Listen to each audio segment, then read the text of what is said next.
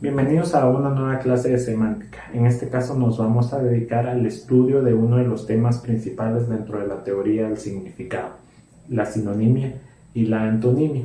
Señalo a estos primero como fenómenos, no como tipos de palabras como bien se utilizan en la gramática tradicional o gramática prescriptiva. Aquí decimos que son fenómenos porque influyen directamente al discurso, influyen directamente a el desempeño del habla, de la lengua, dentro de un contexto específico.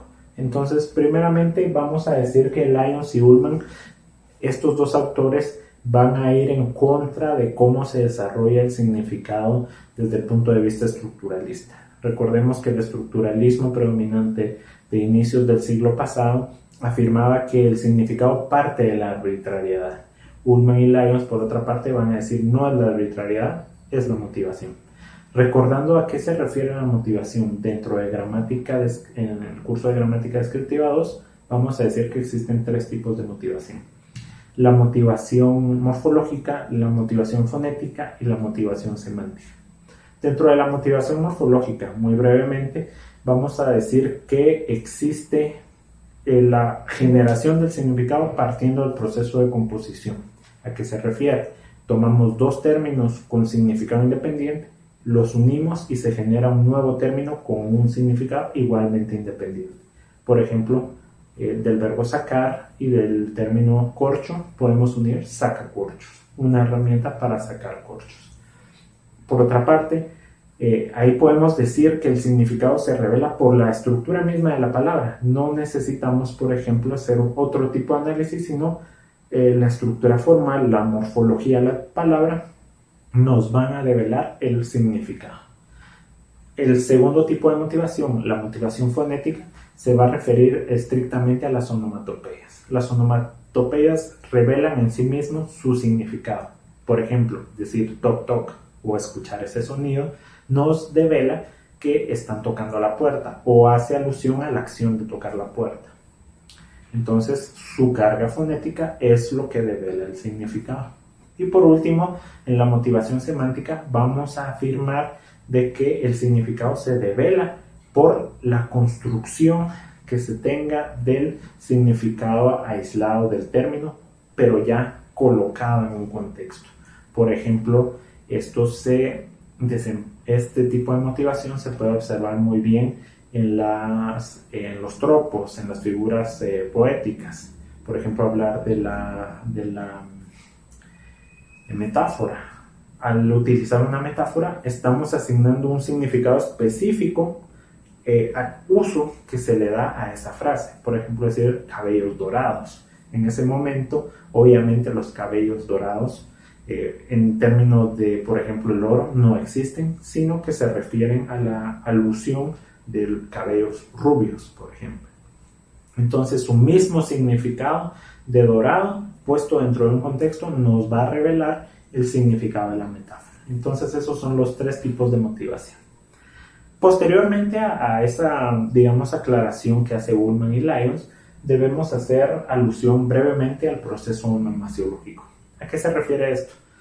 Por el momento vamos a dejar claro este proceso de una forma bastante sencilla. Más adelante vamos a estudiar tanto el proceso onomasiológico como semasiológico de forma independiente. Pero por el momento vamos a decir que onomasiológico se refiere cuando partimos de un significado y queremos llegar a varios significantes. Recordando, por ejemplo, el triángulo semántico, vamos a decir que partimos de la parte superior hasta llegar a la parte inferior izquierda.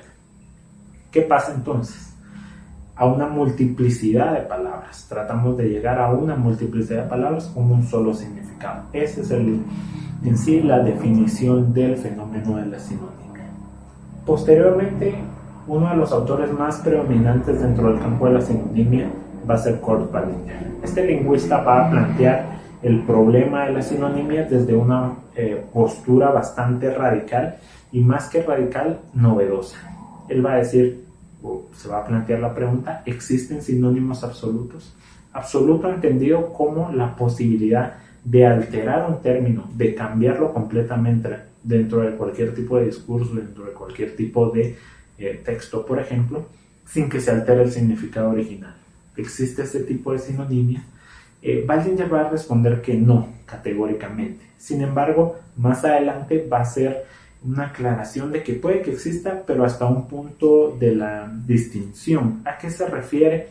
Hasta la posibilidad de la distinción. Para eso se va a valer tanto de dos términos ausurianos, del habla y de la lengua. En este caso, va a ser alusión a que dentro del habla sí va a existir sinonimia absoluta. ¿Por qué? Porque el habla, recordando los términos ausurianos, es puesto el sistema, o sea, la lengua, puesta ya en acción dentro de un discurso, en el uso.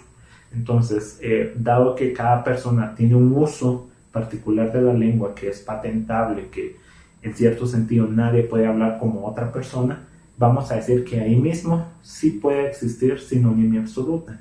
¿Por qué? Porque nosotros a veces utilizamos términos que son capaces de ser sustituidos y que no alteran el significado. Por ejemplo, pesado e indigesto. Independientemente del contexto, podemos entender que se refiere a alimento, a algo, digamos, que causa algún tipo de malestar. Entonces, no hay problema. Sin embargo, cuando estamos hablando en el sistema aislado de la lengua, quiere decir que los significados de los términos son inamovibles, ahí sí habría problema de tratar de sustituirlos. ¿Por qué? Porque desconoceríamos el contexto. Y si se desconoce el contexto, no podríamos saber si existe sinonimia absoluta. Entonces, Baldinger dice, dentro del habla sí va a existir sinonimia absoluta. Seguidamente vamos a ver la concepción de Bloomfield. Leonard Bloomfield, otro de los lingüistas más importantes de anglosajones, va a decir que la sinonimia absoluta, retomando el problema de Baldinger, es posible, pero exclusivamente dentro del ámbito tecnológico, dentro del ámbito científico. Por ejemplo, decir hombre y Homo sapiens dentro del ámbito científico se puede entender perfectamente. También dentro de los avances de la tecnología, hablar de avión, hablar, por ejemplo, de aeroplano, podrían darse a entender la misma idea de ese aparato. No obstante, fuera de esos contextos es muy difícil. Seguidamente tenemos que Edward Collinson, otro lingüista bastante importante dentro del ámbito anglosajón, va a hacer, digamos, una clasificación de grados de la sinonimia. Él va a presentar 9 grados, sin embargo aquí vamos a estudiar solo 7, o vamos a mencionar solo 7, porque los otros hacen más alusión a cuestiones contextuales, a cuestiones metafísicas, y aquí pues solo queremos lo esencial para ubicar el fenómeno de la sinonimia. Cabe recalcar que todos estos, digamos, autores están fuertemente influenciados por la filosofía del lenguaje de principios del siglo XX, bueno, tal vez no principios, pero más llegando a la mitad del siglo XX, se empieza a volcar todo el problema en la significación. Más bien se considera en algunas partes por algunos lingüistas que la misma semántica surge por influencia de por ejemplo, del Círculo de Viena, del empirismo lógico. Entonces todos esos movimientos van a dar influencia a la preocupación del significado. Ahora bien, Edward Collinson va a señalar, como les mencionaba, 7 grados. Él va a decir, el primer grado se refiere a lo más general. Por ejemplo, decir ropa es más general que pantalón. El segundo grado es más intenso. Grotesco es más intenso que ridículo. Más emotivo, amor es más emotivo que cariño, por ejemplo. Más profesional, podemos decir que domicilio es más profesional que casa. Más literario, podemos decir que bate, es más literario que poeta. Seguidamente, coloquial, aquí podemos decir que patojo es más coloquial que joven. Y por último, más infantil, mami es más infantil que madre. Entonces esos son los grados que señala Collinson en cierto sentido cómo se ubica la sinonimia de acuerdo al contexto, la modificación que pueden recibir cada término. Ahora bien, dentro del tema de la antonimia, vamos a decir de forma muy general, que son esos términos opuestos, esos términos que en cierto sentido contradicen, sin embargo necesitan que existan ambos términos en algunos casos para que obviamente exista la antonimia y que un término va a depender del otro. En este sentido, la antonimia igualmente va a ser un fenómeno, pero no va a ser un fenómeno tan relevante dentro de la teoría del significado, porque no hay mayor problema, simplemente estamos hablando de oposiciones. Sin embargo, la sinonimia sí es un problema grande, porque de acuerdo a la aplicación del término, no siempre se va a llegar al significado que se desea. Ahora bien, como les mencionaba, vamos a ver 5 tipos de antonimias. Primeramente tenemos la antonimia gramatical. Aquí simplemente se refiere a que existe un término y agregándole un prefijo se va a modificar ese término para crear otro nuevo. Por ejemplo, vamos a decir función, disfunción. Simplemente agregamos el prefijo y se genera la oposición. Los lexicales nos vamos a orientar hacia las palabras monosémicas. ¿Qué quiere decir eso? Que esos términos independientes necesitan su opuesto. O sea, esos términos con un solo significado necesitan su opuesto. Por ejemplo, siempre, nunca, despierto, dormido. Excluyentes. En los excluyentes a veces hay un poco de confusión con los lexicales.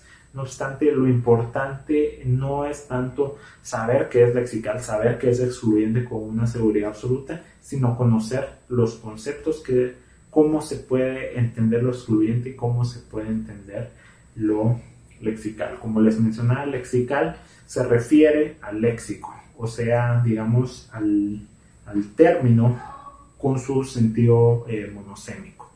Ahora bien, lo excluyente se refiere a que, por así decirlo, se niega y que esa negación requiere que su afirmativo sea al mismo tiempo su negación, o sea, se requiere la existencia de ambos términos. Por ejemplo, decir femenino, si existe lo femenino, va a existir lo masculino.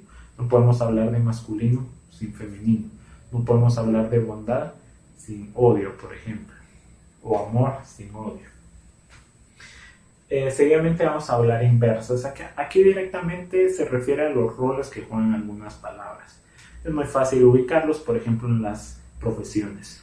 Profesor, estudiante. Policía, delincuente.